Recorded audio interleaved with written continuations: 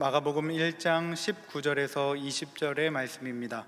다 함께 일어나셔서 하나님의 말씀을 경청하겠습니다.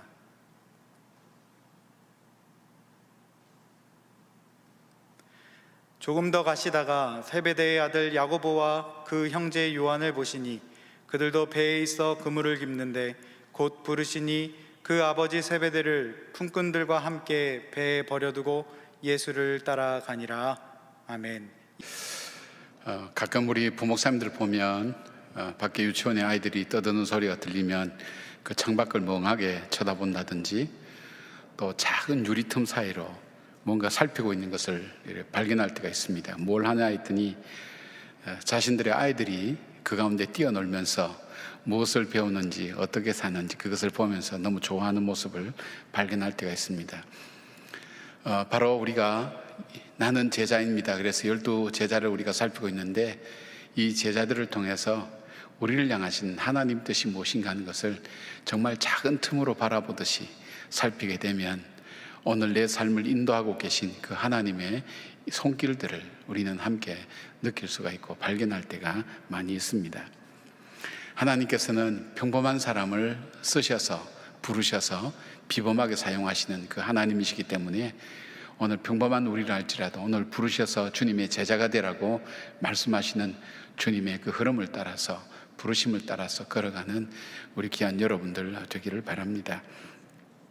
오늘 살필 이 야고보라는 제자에 대한 기록은 생각보다 그렇게 많지는 않습니다.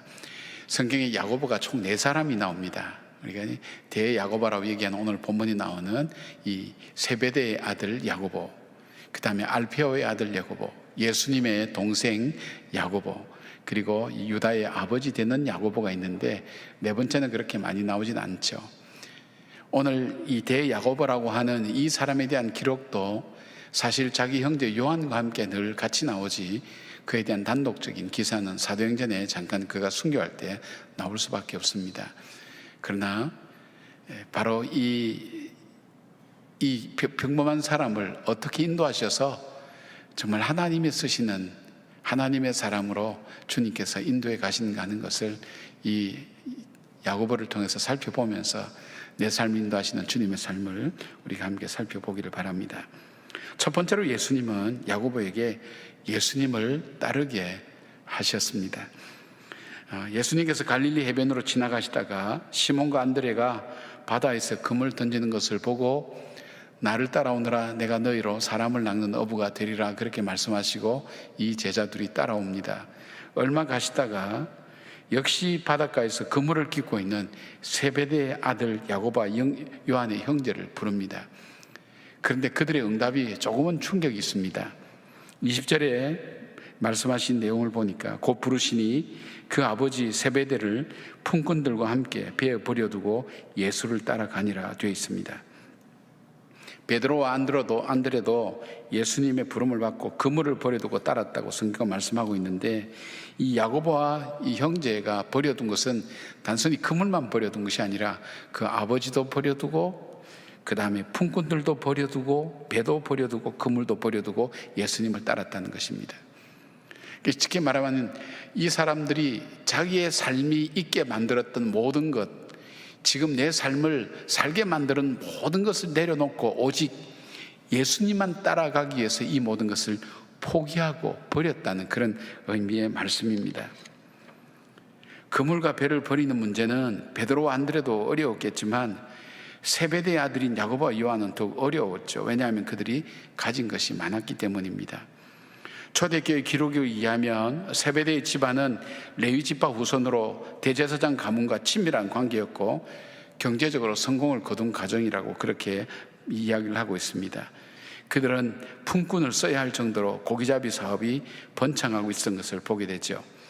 즉 쉽게 말하면 세상을 살아가는데 그렇게 불편함이 없는 그런 생활의 수입을 가지고 걸어가고 있었습니다. 그런데 예수님을 따라가기 위해서는 지금 나를 나되게 하고 내가 지금 살아가고 있는 이 모든 것들을 내려놓고 그 주님을 따라가야 된다는 그런 의미입니다. 마치 아브라함이 하나님 말씀에 순종하기 위해서 본토 친척 아버지 집을 떠난 것처럼 이들도 이 모든 것을 포기하고 예수님을 따라 나선 것을 말합니다. 메시아라는 말을 듣고 아무런 주저 없이 주님을 따른 것을 보면 이들에게 있어서 대단한 결단이죠. 이들의 결단이 대단한 것은 성경에 비교할 만한 다른 사건이 있기 때문입니다. 마태복음 19장 16절 이하에 보면 한 부자 청년이 예수님을 따라와서 여러 가지 좋은 질문을 합니다. 그리고 예수님의 부름을 받았지만 그는 결국 예수님을 따라가지 않았습니다. 그 이유에 대해서 성경은 이렇게 22절에 말씀합니다. 그 청년이 재물이 많음으로 이 말씀을 듣고 근심하며 가니라. 이 땅을 살아갈 때 내가 소유한 것이 많으면 많을수록 예수님을 따라가기 어렵죠. 재물이나 지식 그리고 재능이나 지위가 경고하고 궁한수록 포기하기가 어렵다는 것입니다. 그래서 예수님 뭐라 그랬습니다. 부자가 천국에 들어가는 것이 낙타가 바늘기에 들어가는 것보다 더 어렵다고 말씀하신 이유는 그만큼 내가 가진 것, 나로 하여금 내 삶을 있게 만들고 평안하게 만든 것, 그걸 포기하기가 어렵다는 것입니다. 예수님께서 십자가에 달리셔서 죽으셨을 때에 좋은 무덤을 예수님께 내어준 아리마대 요셉이라는 사람이 있는데 그 사람에게 친구가 와서 이렇게 묻습니다. 아리마대 요셉, 요즘 말이야 부동산 값도 많이 올랐는데 그 비싸고 어렵게 구한 무덤을 어떻게 덜컥 예수님에게 내어주었는가? 그렇게 이렇게 질문을 했어요. 그러니까 아리마대 요셉이 이렇게 대답했다고 그래요. 주님께서 주말만 사용하신다고 그래서 드렸어. 정말 웃기는 유머죠. 재밌는 얘기죠. 주님께서 3일 만에 부활하신다고 그 무덤을 드렸다는 것. 우리가 뭐 재밌게 표현할 수도 있지만 그러나 우리 일상생활에서 이런 일들이 많이 일어납니다. 일시적이고 부분적인 것은 주님을 따라가기 위해서 쉽게 포기하지만 우리에게 있어서 가장 소중한 것 그리고 지속적으로 주님을 따라가기는 어렵다는 것입니다. 여러분, 그러나 주님은 이 자기 제자들에게 자기 것을 내려놓고 주님만을 따르게 하는 훈련을 시켰습니다. 이 주님을 따르게 하는 이것이 단순히 한순간에 이루어진 것이 아니라 또 지속적으로 주님과 함께 살면서 계속적으로 주님은 이들이 자신들이 갖고 있는 것을 내려놓고 포기하게 만들고 주님만을 따라오게 만들고 주님만을 바라보게 만드는 훈련을 계속해서 시키는 것을 말합니다. 주님을 통해서 그들은 가장 소중한 것을 발견하게 되고 주님을 통해서 자기가 가장 소중한 것을 오히려 주님을 위해서 쓰는 그런 삶으로 그들을 만들어간 것을 보게 됩니다. 그래서 제자 훈련의 처음 시작은 자기 포기의 훈련이다, 그렇게 이야기를 합니다. 여러분 삶 속에서 어려운 일들이 있을 수 있잖아요. 살다 보면 왜 나는 일들이 잘 안 될까? 또 어려운 문제에 봉착해서 무엇을 어떻게 풀어가야 될지 알지 못할 때 여러분 제일 먼저 여러분이 점검해 봐야 될 것이 있다면 내가 예수님보다 더 귀중하게 여기는 것이 뭘까? 내가 예수님의 말씀을 순종하기에 내가 아직도 놓지 못하는 것이 무엇일까 하는 것을 여러분이 한번 점검해 보시기를 바랍니다. 왜냐하면 주님은 우리를 부르셔서 주님의 제자로 이 땅을 살도록 만드시기 때문에 주님께서 우리에게 이 제자의 훈련을 시키는 가장 중요한 것 중에 하나는 주님을 선택하게 만들고 주님을 따라오게 만드는 것이기 때문입니다. 그래서 주님은 때로는 우리에게 힘들고 어려운 일을 통해서 우리를 교훈하시고 깨닫게 하셔서 주님을 선택하고 주님을 따라가게 만드는 분이기 때문에 우리가 그렇게 한번 살펴보시면 많은 부분에 있어서 우리에게 주님께서 하시는 말씀을 분명히 들을 수 있다고 생각되어집니다. 두 번째로 어떻게 야고보는 주님의 제자로 살아갈 수 있었을까요? 다른 말로 바꾸면 주님은 야고보를 어떤 제자로 어떤 사람으로 만들었을까요? 그것은 예수님과 동행하는 삶을 살게 하셨습니다. 제자 훈련의 가장 궁극적인 목적 중에 하나는 주님과 동행하며 사는 일입니다. 주님과 동행하면서 주님을 좀 더 알아갑니다. 주님과 동행하면서 자신의 단점과 부족함을 발견하고 겸손하게 만듭니다. 주님과 동행하면서 자신이 의지하던 것을 내려놓고 예수님만을 의지하게 만듭니다. 예수님은 베드로, 요한, 야고보 세 제자를 중요한 사건이 있을 때마다 데리고 다녔습니다. 이분들의 삶을 뒤에 쭉 살펴보면 남다른 사명을 가지고 있었다는 것을 보게 됩니다. 그런데 남다른 사명을 위해서 주님은 남다른 훈련을 시킨 것을 봅니다. 그것이 무엇입니까? 주님과 늘 동행하게 하면서 특별한 것을 보게 만들었습니다. 이들은 변화산상에 모세와 엘리야와 만날 때에 이 세 제자를 동행했습니다. 회당장 야이로의 딸을 부활시키는 엄청난 기적의 현장에도 야고보를 데리고 갔습니다. 예수님께서 마지막 십자가를 지시기 전에 겟세마네 동산에서 기도하실 때에도 베드로, 요한과 함께 야고보다 그 기도의 현장에 데리고 갔습니다. 왜 그럴까요? 세 제자는 다른 제자들이 가지 않았던 곳이나 경험하지 못한 것을 경험하게 했는데, 그것은 주님과 함께 동행하면서 주님께서 가르치기를 원하셨던 것이 있었기 때문입니다. 변화산성에서 모세와 엘리야와 만나는 그 장면을 보면서 이들의 마음속에 무슨 마음이 들어갔겠습니까? 저 예수님이야말로 구약에 예언하던 참 메시아, 주님이 약속하신 우리를 구원하신 참 메시아라고는 확신을 그들이 갖게 되었습니다. 그렇기 때문에 그들의 믿음이 흔들리지 않았습니다. 그리고 또 하나 있다면 뭘까요? 그들이 회당장와의 야이로의 딸을 살리는 걸 보면서 그들이 느꼈던 것이 뭘까요? 삶과 죽음은 하나님께 달려있구나.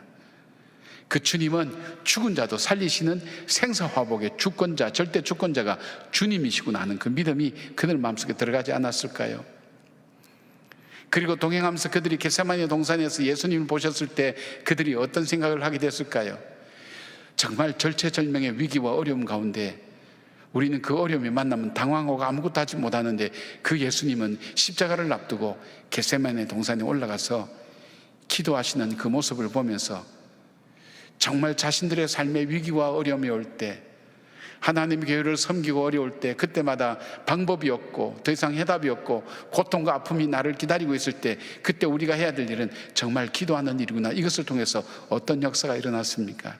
초대교회는 위기와 어려울 때마다 기도하는 그런 모습들을 우리는 종종 찾아볼 수 있는 것, 바로 이들의 모습이 아닐까요? 이렇게 경험했던 이들은, 베드로는 초대교회의 반석이 되었습니다. 이방인 선교의 문을 여는 사람이 되었습니다. 특별한 경험이 그들로 하여금 특별한 일을 하게 했습니다. 요한은 유일하게 순교하지 않고 마지막까지 고난과 어려움을 다 겪게 만들었습니다. 그러면서 제자가 해야 될 마지막 모든 사명까지 끝까지 다 감당했습니다. 마지막에는 요한계시록을 기록하면서 주님께서 우리에게 주시기를 원하셨던 마지막 때에 일어날 일들을 우리에게 말씀하시는 요한계시록을 기록하면서 그 사명을 끝까지 다 할 수 있도록 만들었습니다. 안드레는 어떻게 했습니까? 안드레는 12사도 중에 제일 먼저 최초의 순교자가 되었습니다.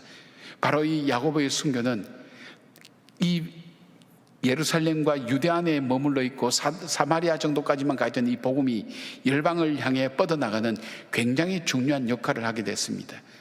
이것을 통해서 교회가 기도를 배우게 되었고, 또 주님께서 함께 하시는 바로 그 삶을 통해서 그들이 어떻게 살아야 될지를 깨닫게 된 것을 보게 됩니다. 구약에도 이런 사람이 있죠. 하나님과 동행했던 사람, 우리가 요셉을 생각할 수 있습니다. 요셉은 가는 곳마다 형통했습니다. 하는 일마다 복을 주었습니다. 그 이유는 주님이 동행하셨다고 그렇게 말씀합니다.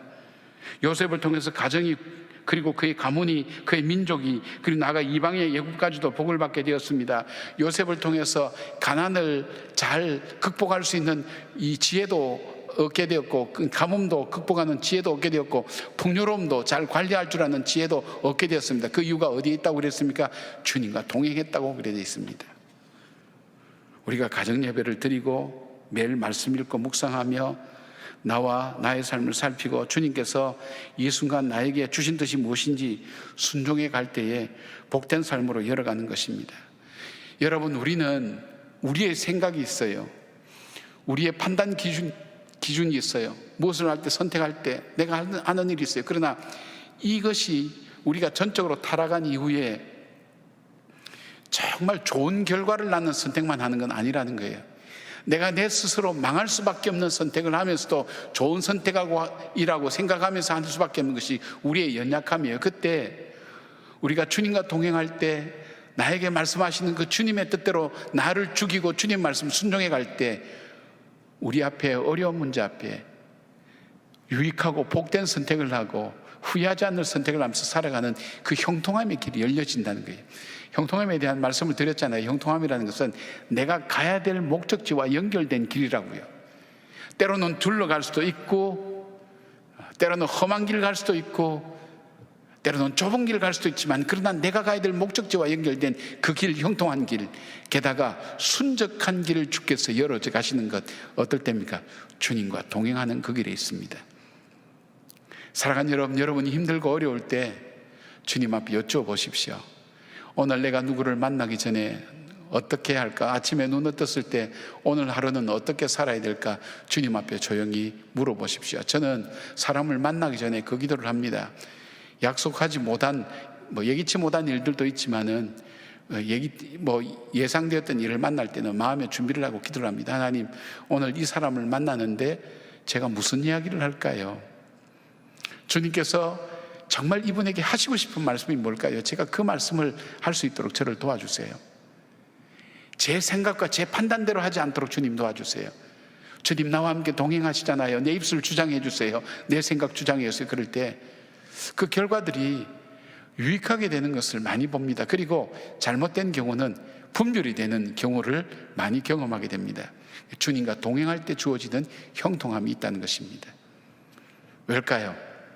제 살아온 지난 날들 속에서 제 판단과 제 생각으로는 바른 것을 선택할 수 없다는 그런 시행착오를 많이 겪었습니다.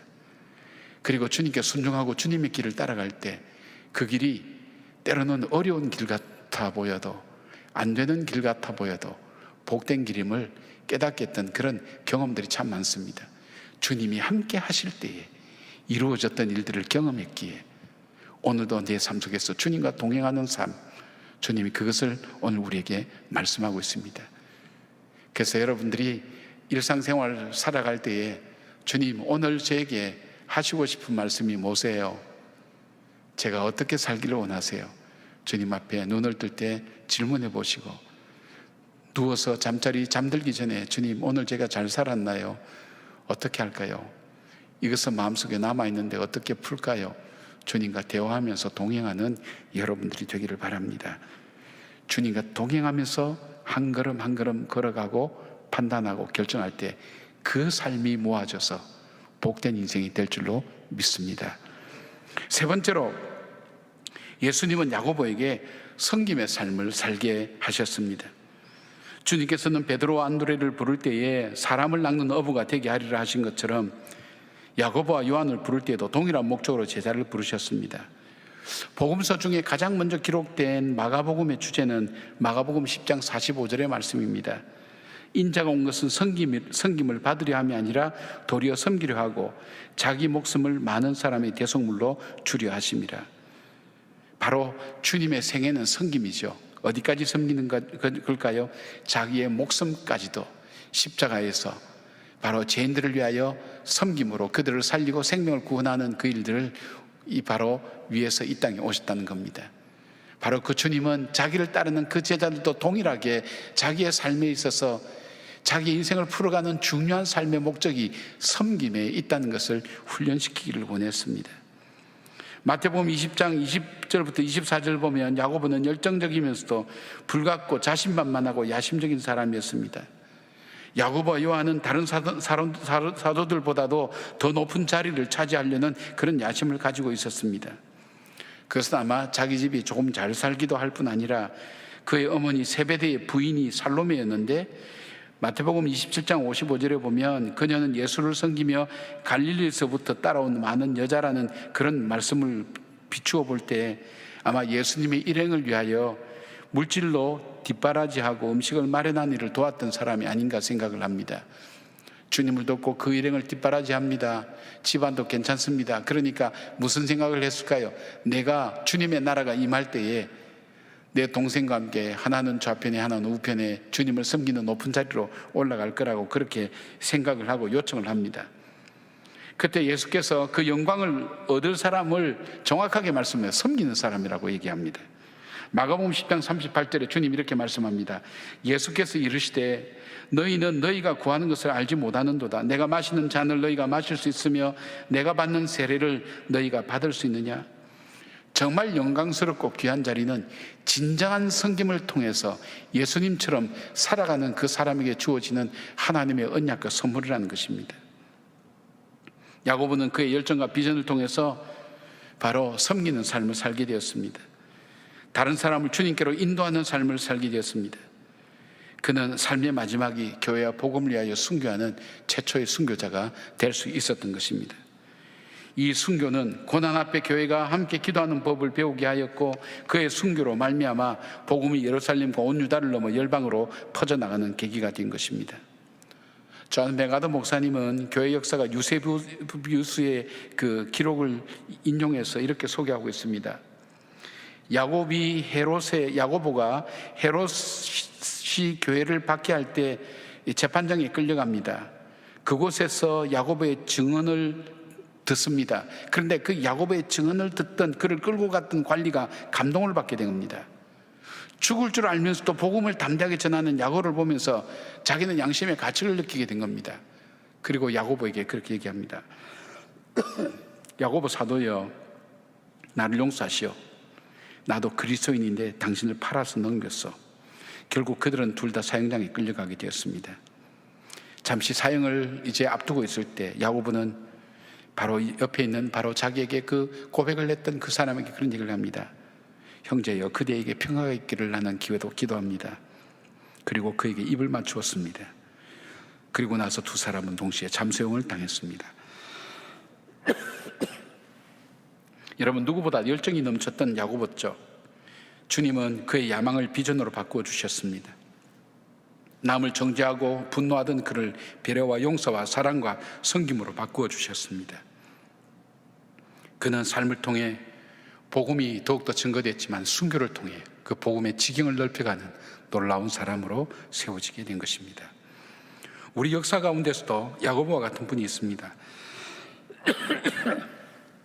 여러분에게 오방 최흥종 목사님의 삶을 좀 소개하고 싶습니다. 이분 앞에 붙는 수식어가 많습니다. 광주 최초의 기독교 신자, 최초의 목사, 최초의 빈문 구제 운동가, 최초의 러시아 파견 선교사, 한센병 환자들의 아버지로 불려진 분입니다. 그는 젊은 시절 장터와 뒷골목을 주름잡던 유명한 깡패였습니다. 그런데 그를 결정적으로 바꾼 사건이 있었습니다. 1909년 4월 목포에서 활동하던 포사이드 선교사가 급성폐렴으로 죽어가는 오웬 선교사를 치료하기 위해서 연락을 받고 광주로 오는 길이었습니다. 그가 그를 영접하러 나갔는데, 말을 타고 올 수 있도록 그렇게 영접하러 나갔는데 그 오웬 선교사를 태우고 옵니다. 오는데 중간에 피와 고름으로 정말 보기가 흉한 한 한센병 환자 여인이 누워서 추워서 살려달라고 그러고 있었습니다. 그냥 가던 길을 멈추고 말에서 내려서 바로 자기가 입던 옷을 덮어주고 그 피와 고름으로 있는 바로 그 여인을 그 마루에 앉히고 자기는 걸어가는 겁니다. 그런데 그 여인이 자기가 있던 그 자리에서 자기가 쓰던 지팡이를 갖다 달라 그럴 때 이 최흥종 목사님한테 이 포사이트 선교사님 얘기합니다. 형제여, 그 지팡이를 갖다 달라 그럴 때 피와 고름이 묻은 지팡이를 자기는 갖다 주지 못합니다. 그 순간 많은 생각을 하게 됩니다. 저 사람은 나라도 다르고 그리고 언어도 다르고 우리와는 다른 사람인데 우리가 버린 저 사람은 어떻게 사랑할 수 있을까? 어떻게 저렇게 돌볼 수 있을까? 충격을 받고 마음에 결심을 하게 됩니다. 나도 저 사람처럼 살겠다고. 그리고 그는 자기 땅 1000평을 기증하여서 나환자 진료소를 설립해야 되는데, 이것이 1912년 광주시 봉선리에 한국 최초의 한센병 전문 병원인 광주 나병원이 개원하게 된 배경입니다. 그는 독일 주신 간호사 쉐핑이죠, 서서평 선교사님을 만나서 그녀와 함께 나환자를 돌아보았으며 광주 나환자를 율촌으로 옮겼는데 이것이 바로 여수 예양원 병원이 되었습니다. 일이 얼마쯤 지나서 정착되자 최흥종 목사님은 자기의 아우를 오방이라고 정하면서 주변 사람들에게 사망 통지서를 돌립니다. 오방이란 5가지를 놓아버린다는 의미인데, 집안의 일, 사회적 체면, 경제적 이익, 정치적 활동, 종파적 활동 다 포기하겠다는 겁니다. 오직 주님만을 위해서 섬긴다는 결단의 표시였습니다. 그는 그에게 많은 유혹이 밀려왔을 때도 바로 이 오방의 이 아우처럼 자기의 삶을 정직하게 지키면서 끝까지 섬김의 삶을 살았습니다. 이분이 죽었을 때 그 당시에 일반 언론에 실렸던 여러 가지 기사를 보면 결핵 환자, 한센병, 그리고 거린들이 아버지 하면서 오해를 터뜨리고 장래 행렬에 뒤따랐다고 그렇게 얘기합니다. 사랑하는 여러분, 주님의 제자가 되는 길이 그렇게 대단한 길만은 아닙니다. 어렵거나 힘든 길 아닙니다.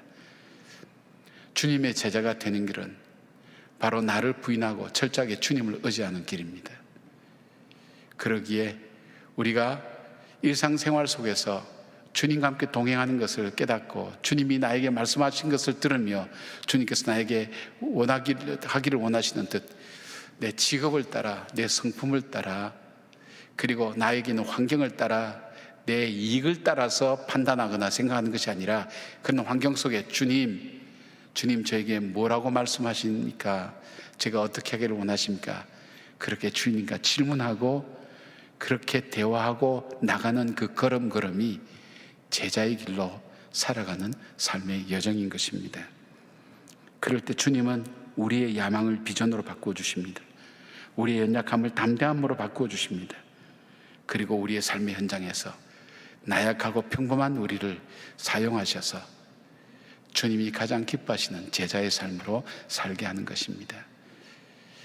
우리는 어쩌면 얼만큼 이 땅에서 살아야 될지 알지 못하지만 내 생각과 내 뜻대로 판단하고 살아갈 때가 많지만 여러분 잠깐만 멈추어 서서 주님 앞에 주님의 뜻이 무엇입니까? 주님께서 나에게 하시고 싶은 말씀이 무엇입니까? 하는 것이 주님 앞에 드려지는 기도가 될 때에 그 대화 속에서 주님께서 하시는 말씀을 듣습니다. 여러분, 그러기 위해서 어떻게 할까요? 내 속에 온갖 잡지가 가득 들어있는데, 온갖 욕망이 가득 들어있는데 주님 제가 어떻게 할까요? 할 때 우리의 욕심대로 하라고 하는 그 음성을 확신으로 받는 엉뚱한 사람들 있죠. 내 속에 하나님 말씀이 가득 들어있어야 됩니다. 그럴 때에 그 말씀이 주시는 그 음성을 듣고 주님의 아름다운 제자로 살아가는 여러분 되시기를 주 이름으로 축원합니다. 아멘. 기도하겠습니다. 하나님, 야고보의 야망을 비전으로 바꿔주시고 그의 연약함을 강함으로 바꿔주신 제자의 삶을 보았습니다. 주님께서 우리를 부르셔서 제자를 삼아주셨는데 주님의 길 따라가기가 힘들고 어려울 때도 많지만 아버지 하나님, 오늘도 나를 포기치 않고 붙드시고 함께 하시는 그 주님의 음성을 듣고 주님께 나의 일생을 의지하고 믿음으로 걸어갈 때에 주님 요셉처럼 내 삶의 형통함의 길을 주시고 주님께서 순적한 길로 인도해 주셔서 주님과 더불어 동행하는 믿음의 길 아름답게 살아가는 야고보의 인생이 될 수 있도록 주님 도와주시옵소서. 우리 가운데 계신 예수님 이름으로 기도드리옵나이다. 아멘.